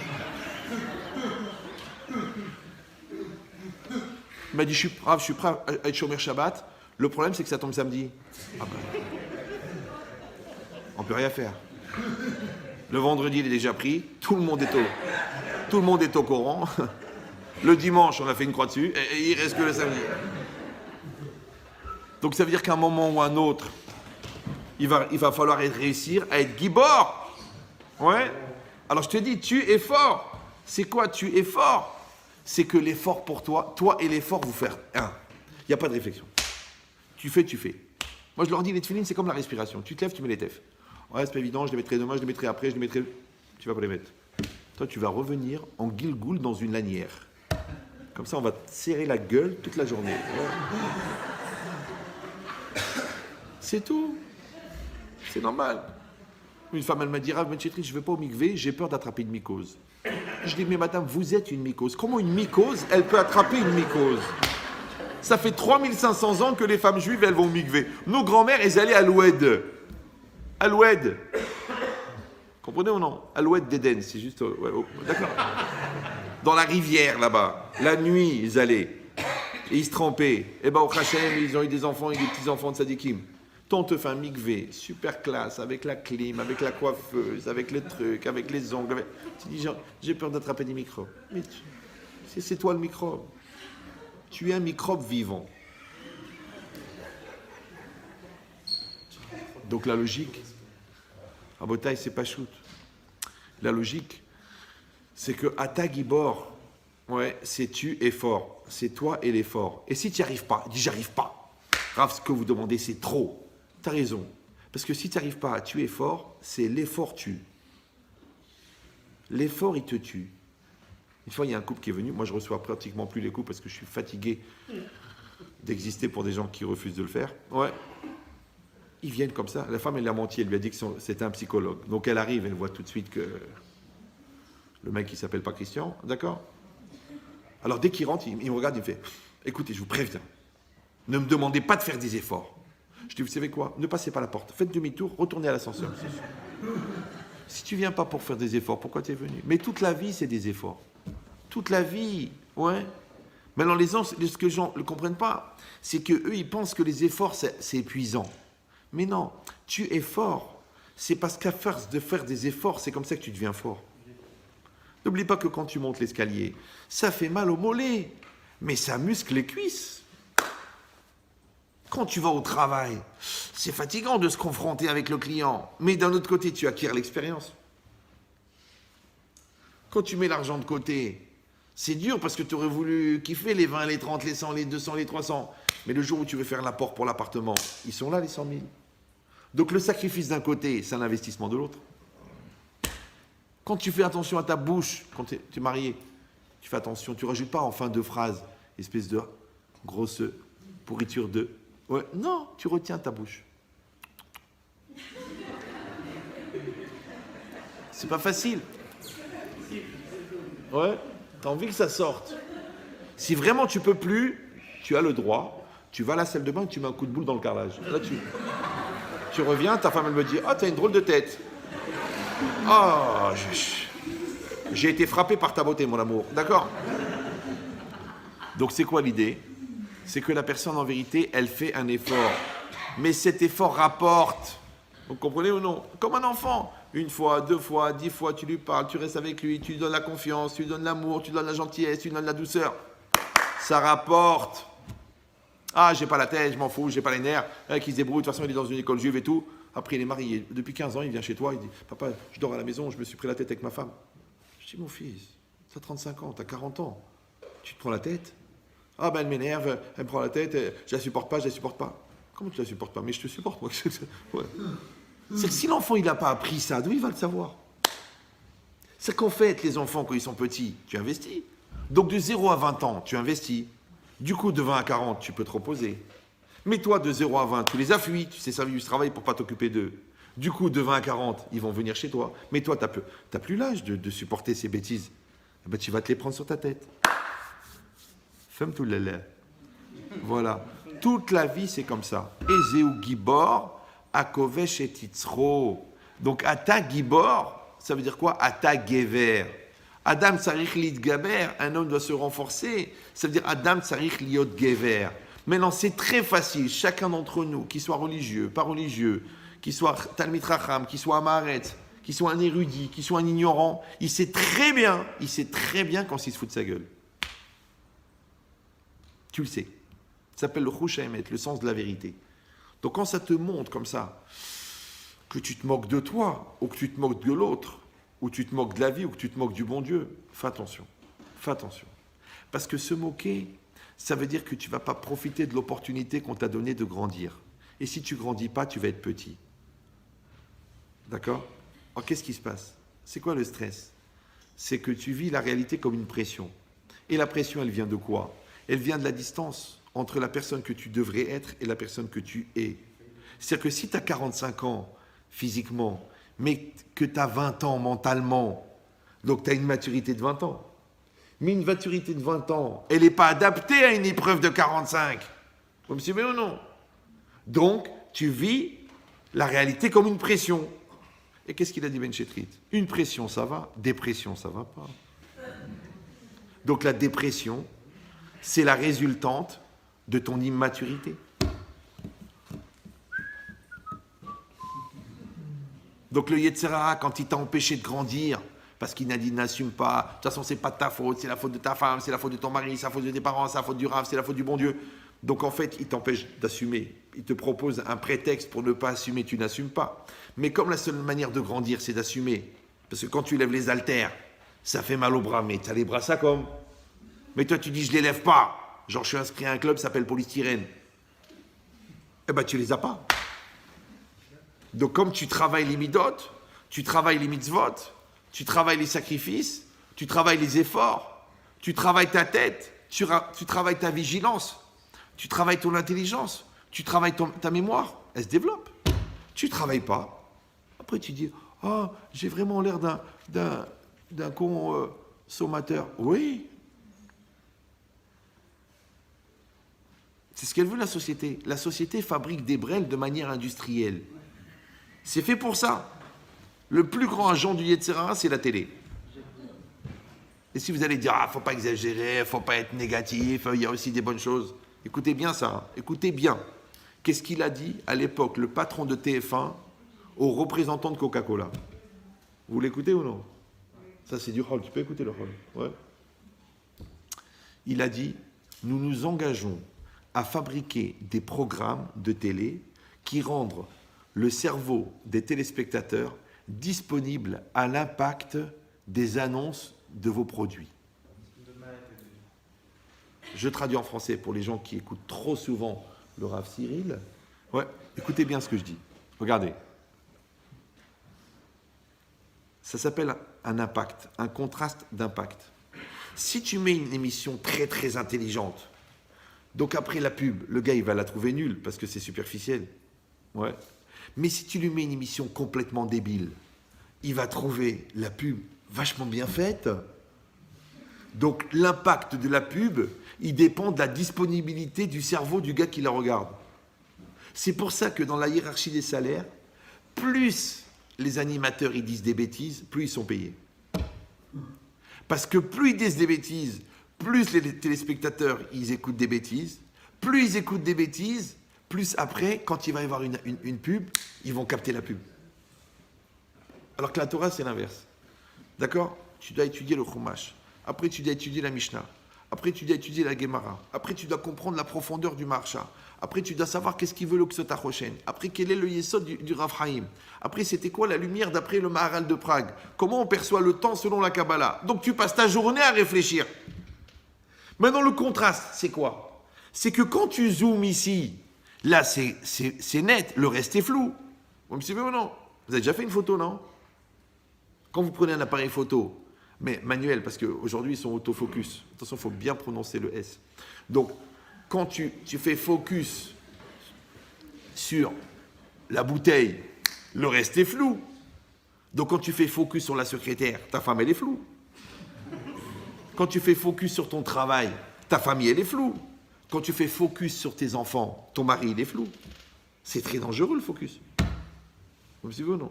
Et si vous allez dire, on est bien obligé de faire focus sur quelque chose. Non, il y a une manière. Quand vous avez un appareil, pas numérique, analogique, vous avez l'objectif. Quand vous mettez sur plus l'infini, tout est net. C'est quoi plus l'infini? L'infini, c'est Hachem. Quand tu fais tout selon la Torah, tout est important. Il n'y a pas une mitzvah plus importante que l'autre.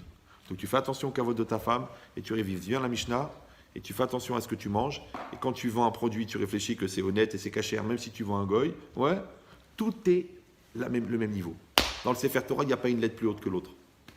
Il n'y a pas une mitzvah plus importante que l'autre. Ouais. Donc quand tu es dans cette logique-là, donc qu'est-ce qui se passe? Tu te mets devant Hachem. Tu te mets devant Hachem. Tu dis Hachem, il m'a envoyé cette personne-là qui est mon enfant. Il m'a envoyé cette personne-là qui est mon conjoint.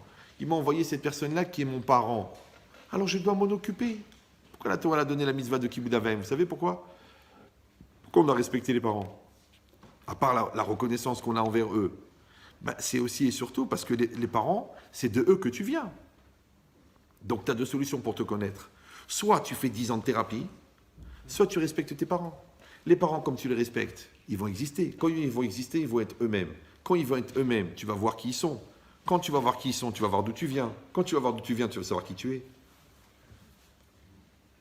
Vous venez d'économiser 80 000 euros de thérapie.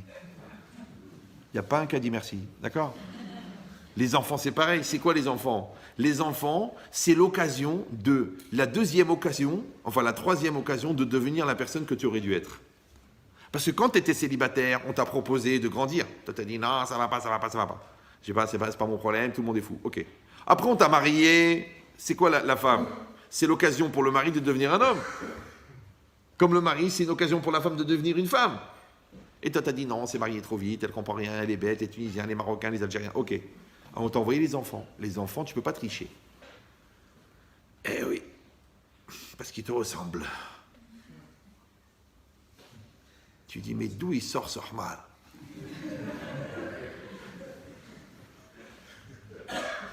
Alors le gosse, il te dit, papa, le fruit ne tombe jamais loin de l'arbre. Le professeur Wallo, c'est un très grand un botaniste anglais, vous l'avez connu ou non? Il a dit, les pommiers font des pommes, les poiriers font des poires, mais les khmariers, ils font des khmar. Donc si tu veux pas des enfants khmar, ne sois pas khmar. Tu te dis, non, je vais être un khmar, mais j'espère que je vais avoir des enfants intelligents. Je vais être radin, mais j'espère avoir des enfants généreux. Je vais être violent, mais j'espère avoir des enfants calmes. Mais même si tu manges des mezuzot, même si tu bois l'eau du mikvé, même si tu fais des infusions de téphilines, mais ta nature, elle ne va pas changer. Combien de fois j'ai dit à des gens, voilà, je vous fais un programme pour la colère. Ah non, Rabbi Chetrit, la colère, non, c'est ma nature. Bon, je vous fais un programme pour la shonara. Ah non, j'ai pas besoin de programme, moi, c'est ma nature. Toute la famille, on fait du la shonara. J'ai dit, bon, je vous fais un programme pour la sérénité, pour le calme intérieur, l'acceptation de la différence de l'autre. Je dis, non, c'est ma nature. Je dis, alors, si c'est votre nature, pourquoi vous allez voir un rave? Allez voir un vétérinaire.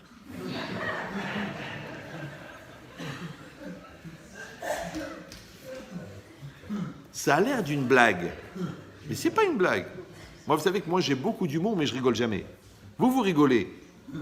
Mais si vous enlevez la dose d'alcool, c'est-à-dire l'humour qu'il y a dans l'enseignement, vous allez dire, mais attends, mais c'est grave ce qu'il dit là. Waouh, vous comprenez ou non? Il n'y a que les rigolos qui rigolent. Ben, l'idée, c'est pareil. Hachem, il nous a donné un pouvoir extraordinaire. C'est quoi? C'est la Torah. Maintenant, Hachem, il a dit, Barati lecha yetzerara, barati lecha tavlin. Je t'ai donné le yetzerara, j'ai créé le yetzerara, je t'ai donné la Torah en médicament. Maintenant, pourquoi la Torah, c'est le médicament du yetzerara? Ben, c'est très simple. Parce qu'on a dit que le yetzerara, c'est le manque. D'accord? Donc la Torah, elle t'explique qu'est-ce qui doit te manquer, qu'est-ce qui ne doit pas te manquer. Le yetzerara, c'est le manque de construction personnelle. Mais la Torah, elle te dit, sois gibor, sois construit, sois entier, sois joyeux, sois heureux, sois équilibré. T'es con. T'es condamné. En un seul mot, à devenir meilleur. T'es condamné. Tu peux pas. Si tu as des enfants qui t'énervent, ça veut dire que tu n'as pas encore réglé tout ton problème de colère. Si tu as des enfants qui mentent, c'est que tes comportements ils sont incohérents. Parce que tu n'as pas besoin de mentir pour que l'enfant il devienne menteur. Il suffit par exemple, tu lui promets, tu fais pas ce que tu dis. Il apprend l'incohérence. C'est la Gemara dans Souka. Ouais.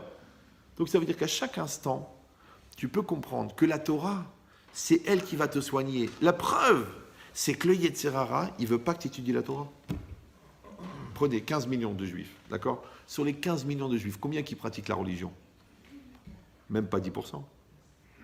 Sur les 10%, combien qui étudient la Torah? 1%, 1%, 2%. Sur les 2%, qui c'est qui l'étudie bien la Torah, en profondeur? 1%. Pas les gens qui tournent les pages pour s'aérer les yeux parce que c'est marqué Ve'aer et Nenu Betoratecha. C'est pas beaucoup. Pourquoi? Parce que l'Yetzer Hara, il sait très bien que si on étudie la Torah, il est foutu. Moi, combien de fois j'ai fait des conférences, les plombs ils ont sauté, il y a eu un début d'incendie, il y a eu la police elle est arrivée. Pourquoi? Parce que quand l'Yetzer Hara, il voit qu'il perd des clients, il devient fou. Mais c'est vous qui décidez. Attention. Est-ce que vous dites, vous rentrez chez vous à la maison, et vous dites au Yetzer Hara, tu rentres pas à la maison? Comme la choupa. La choupa, il y avait quoi? Le khatan, la kala et Hachem. Tous les autres, ils sont en plus. Tous les autres. Est-ce qu'il y avait le satan à la choupa? Est-ce qu'il y avait Internet?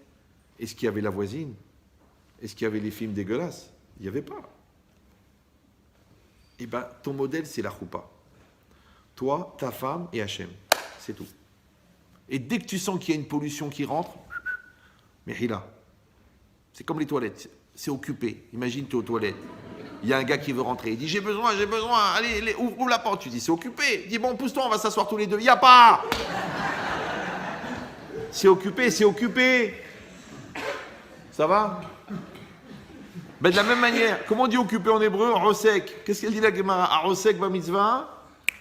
Patour. Celui qui occupait une mitzvah, il est exempté d'une autre mitzvah. À plus forte raison qu'il est exempté d'une avéra.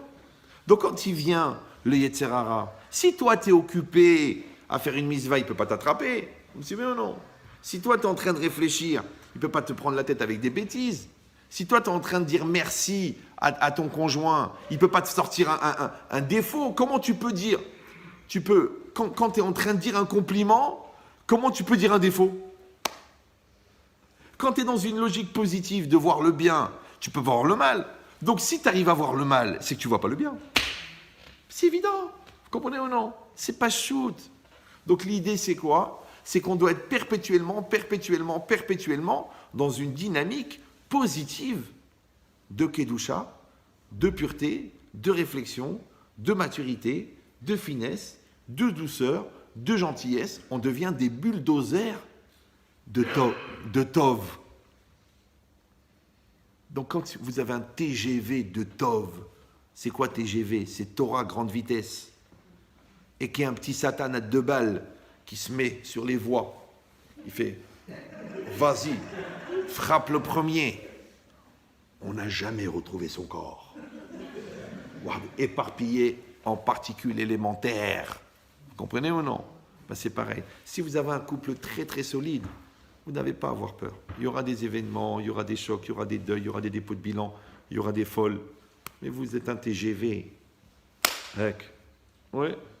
Mais si vous êtes comme ça, oui, comme ça, je ne suis pas sûr de mes sentiments, on s'est marié trop vite, à l'époque j'étais jeune, et puis elle a grossi, elle a vieilli. Oh là là là là, vous êtes en danger, vous. Il y a de la place. Vous me suivez ou non? Ça, c'est l'homme et la femme. Regardez, vous les voyez les deux ou non? Quand ils sont collés comme ça, on peut mettre une troisième main ou non? Donc quand moi quelqu'un me dit, mais Chétri, vous savez que j'ai trouvé dans le relevé téléphonique de ma femme qu'elle parle beaucoup avec quelqu'un. Je dis, mais elle parle avec toi? Ah non, je suis très occupé. Eh ben, c'est toi qui as marqué sur l'agenda, ma femme est libre. Beruhim abaim. Kol hareshaim. C'est toi qui as laissé la place. Encore une fois, tu parles beaucoup avec ton fils. Comment il va venir le satan? Comment il va venir le voyou? Comment il va venir la rue? Puisque tu étais comme ça avec lui. Comment c'est possible? Il y a toi, la Torah, toi, la synagogue, toi, l'école. Comment il rentre la Touma? Tu dis, ouais, mais c'est pas évident, je suis un gars très occupé, puis j'ai une part assez difficile, je suis obligé de partir toute la semaine. Bon, tu pars la semaine, c'est un choix. Peut-être tu gagnes moins et tu passes plus de temps avec eux. Tu dis, moi je peux pas, c'est mon métier, il est comme ça. Ok, alors mets de l'argent de côté pour la coke, pour la désintoxication, pour le psy. Il faut payer tout ça. Il va falloir beaucoup d'argent. Peut-être tu gagnes moins, et tu te la fermes aussi, ouais. Peut-être tu gagnes moins, et tu n'as pas besoin. Une fois, un gars est venu chez moi. Il m'a dit, mais Chétrit, ma fille, elle est très malade, et il faut un traitement à $80 000 par semaine. Mais il m'a dit, j'ai l'argent. Genre, il voulait me mettre la ramba. Je dis, vous savez, moi, ma fille, elle n'est pas malade. Donc, vous gardez vos 360 000 dollars par mois. Il n'y en a pas besoin. Puis bon, non. C'est pareil, une femme, elle est contente parce que tu lui dis que tu l'aimes. Toi, tu dis non, je vais l'emmener aux Maldives et je vais lui payer une semaine de malade et ça va nous prendre 84 000 euros, on va amener du cachère de Bolivie. Non. Peut-être tu t'assois sur le canapé, tu lui tiens la main, tu lui dis écoute mon amour, moi je t'aime. Tu es la femme de ma vie, tu es la mère de mes enfants. Ton sourire, il éclaire ma vie. Elle est aux Maldives, la fille. Et toi, tu as économisé 80 000. C'est un peu haham. C'est ça le truc. Vous comprenez ou non? Donc vous avez compris une chose extraordinaire. C'est que, en fait, la solution, elle est simple. Parce que le problème, il est simple. Mais nous, qu'est-ce qu'on fait? On complique le problème. On met la télé au milieu, on met Internet au milieu, on met Insta et TikTok et Khalak Blog. Ouais. On met les vitamines, que c'est pas vraiment. Ouais. On met les mauvaises pensées, on s'écarte de la synagogue, on va pas à des cours de Torah, on s'assimile, on se mélange, on suit le Guingamp et Saint-Étienne, alors qu'on connaît même pas la paracha de la semaine. D'accord? Donc au bout d'un moment, vous savez, celui qui s'éloigne de la lumière, il trébuche parce qu'il voit pas le parterre. Celui qui est en dessous du lampadaire, il ne peut pas lui arriver quelque chose puisqu'il est à fond dedans. Tout est clair. Waouh. Oui. C'est pour ça que la Torah l'a dit, Ubechokotai telechu. Et dans mes lois, vous irez. Des fois, la Torah elle dit Tishmeru, vous garderez. Tekayemu, vous accomplirez. Ta'asu, vous ferez. Mais elle dit Bechokotai telechu. Dans mes lois, vous irez. C'est quoi le contraire d'aller? Rester sur place. Ne pas avancer. Non, écoutez bien ça. C'est le dernier mot du cours. Restez bien dessus. Le contraire d'aller, c'est laisser aller.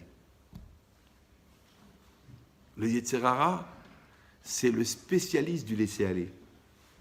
Donc toi, comme tu te laisses aller, tu crois que tu es en train d'aller. Parce que tu vois que le paysage, il défile.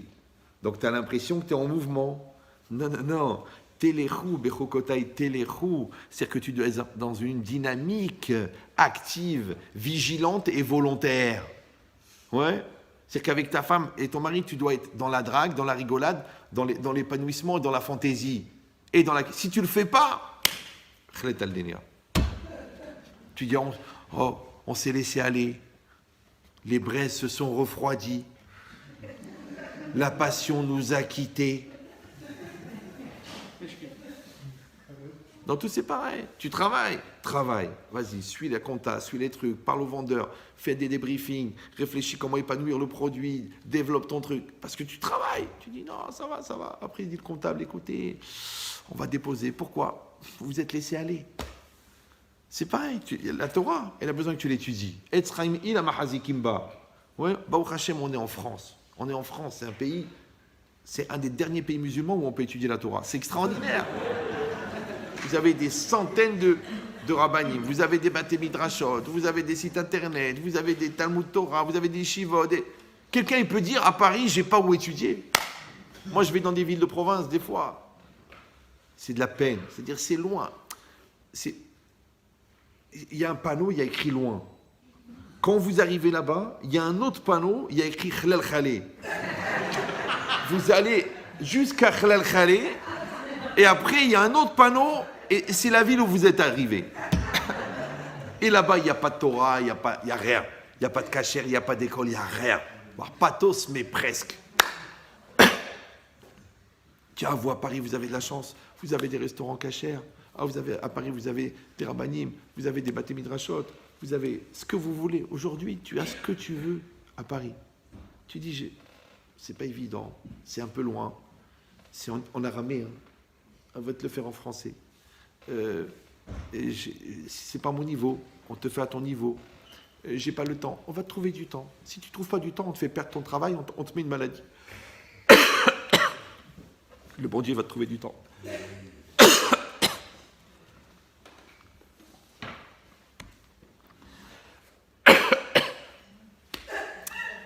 il veut que je m'arrête.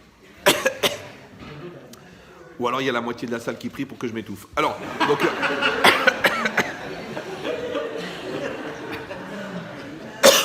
j'ai de l'eau.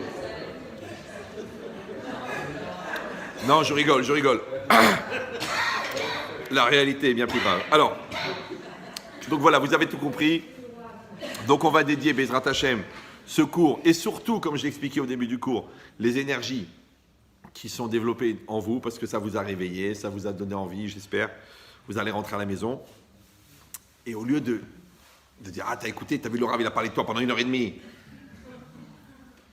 vous avez entendu, ça vous concerne. Vous avez entendu, ça vous concerne. Vous allez rentrer dans un esprit positif. Tu dis, mon amour, il a raison. On va parler, on va se poser, on va parler des enfants, on va parler comment on va améliorer notre Shabbat, comment on va améliorer notre pudeur, comment on va améliorer notre cache-route, dans un esprit positif. D'accord? Et au pire, ça ira mieux. Voilà, donc le cours est dédié, les Ilou Nishmat, Nadine, Sarah, Bat, Avram Avinu, Kachem, élève sa neshama parmi les tzadikim d'Israël. Chazak.